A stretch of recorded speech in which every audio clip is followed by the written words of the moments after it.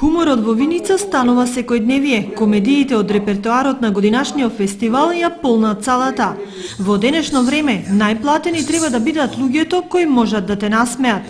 Хуморот е најприродниот антидепресив. Или, како што рече колумнистот Братислав Димитров.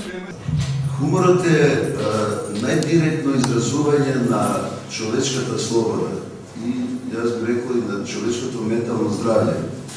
Без хумор ние не би имале никаква дистанца од нештата што се случуваат во светот, но исто така кон нештата што се случуваат во самите нас. Основата на се е духот кај човекот. Кој ќе му се уништи духот, му се уништува и телото.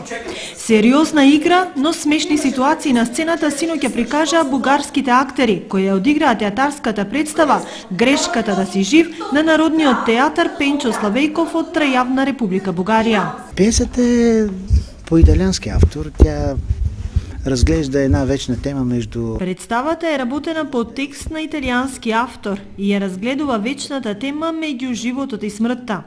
Ние не можеме да го познаваме животот ако не ја познаваме смртта.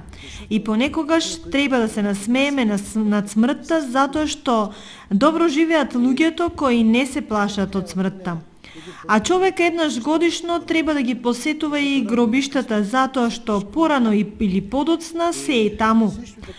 И сакам да кажам дека во основата на се е духот.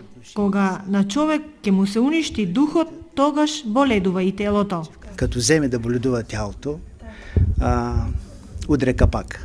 Като удари капака, напред с двата крака. На програмата на фестивалот Инвиница Веритас вечерва е Охридскиот театар со представата "Ајде да си рече"